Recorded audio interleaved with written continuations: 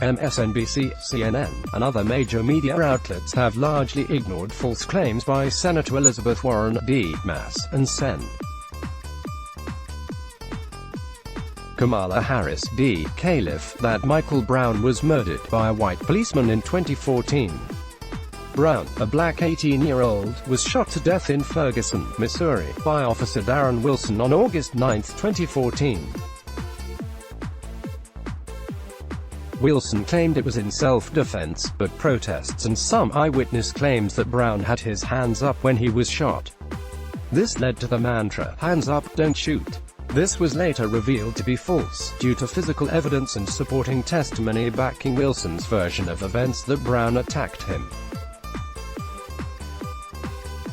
Recent stories in politics, however. On the 5-year anniversary of Brown's death, the 2020 Democratic hopefuls used the occasion to say Wilson murdered Brown, despite Wilson not being indicted for a crime and the Obama administration's Justice Department concluding after an extensive investigation that Wilson didn't break any federal law.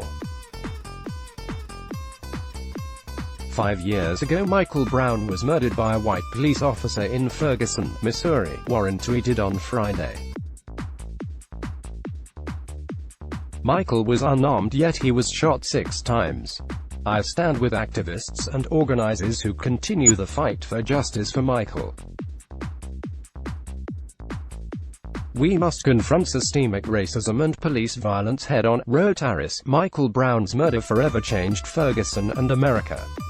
His tragic death sparked a desperately needed conversation and a nationwide movement. We must fight for stronger accountability and racial equity in our justice system. 5 years ago, Michael Brown was murdered by a white police officer in Ferguson, Missouri. Michael was unarmed, yet he was shot 6 times.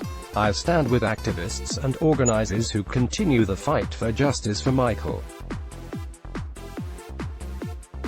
We must confront systemic racism and police violence head-on. Elizabeth Warren at Warren, August 9, 2019. Michael Brown's murder forever changed Ferguson and America. His tragic death sparked a desperately needed conversation and a nationwide movement. We must fight for stronger accountability and racial equity in our justice system. Kamala Harris at KamalaHarris, August 9, 2019. An IQ media search found no mentions of Michael Brown at any time on MSNBC and CNN following Warren and Harris's tweets on Friday afternoon, except for Al Sharpton's coverage of the anniversary of Brown's death on his weekend program Politics Nation. However, he didn't delve into Warren and Harris's tweets. Sharpton traveled to Ferguson in the aftermath of Brown's death, spoke at his funeral, led protests calling for police reform, and claimed there was no evidence Brown posed a threat to Wilson's life. In a heated interview with then Fox News host Megyn Kelly in 2016, Sharpton defended his rhetoric about the case and said witnesses had told him different things than what federal investigators concluded. National media outlets also largely ignored the story. A search showed the last story from the New York Times about Brown came on Friday with a piece about his father calling for a new investigation. The same went for the Washington Post. Vox, the liberal explainer site, posted an article Monday about Warren and Harris that noted the evidence contradicted what Harris and Warren wrote. But the Justice Department's 2015 report contradicted many of the protesters' claims, finding that Wilson likely did have reason to fear for his life and didn't violate the law in shooting Brown. The Warren and Harris campaigns did not return requests for comment, reporter German Lopez wrote. However, the claim Brown was the victim of murder drew coverage and some sharp criticism from conservative media. National Review's David French said the politicians unequivocally lied. They flat-out spread fiction, libeled an innocent man, and stoked American divisions, all for political gain, he wrote. The Fox News morning show Fox Jeff Roeder, a former Democratic state lawmaker and police officer, ripped her for clinging to a false narrative and said her comments were deeply offensive to every police officer in America. Several other 2020 presidential candidates didn't refer to Brown's death as murder, but they strongly suggested his death was an example of racial injustice. 5 years ago, Michael Brown was killed by a police officer. His body lay on the street for hours before he was treated with humanity.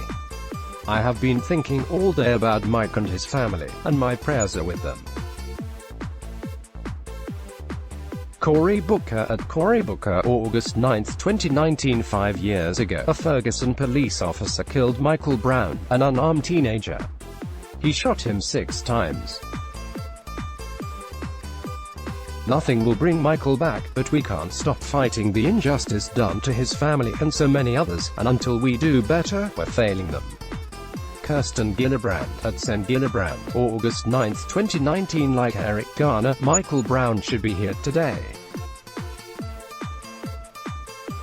My city knows the pain of Ferguson all too well, and what we've learned has fundamentally changed us. There's more to do and we'll be at it a while, but our mission is clear: no one should die due to the color of the skin. Bill de Blasio at Bill de Blasio, August 9, 2019. 5 years ago, Michael Brown was shot dead by a police officer. In the years since, we've heard too many names, too many similar stories, to count. In each, we're reminded of an idea as urgent, and as ignored, today as it was when Michael was killed: Black Lives Matter. Beto O'Rourke at Bat O'Rourke, August 9, 2019. Michael Brown should be alive today. 5 years after his death, we must finally end police violence against people of color. pic.twitter.com/YourDial5 Bernie Sanders at Bernie Sanders, August 9, 2019. Let's block ads. Why?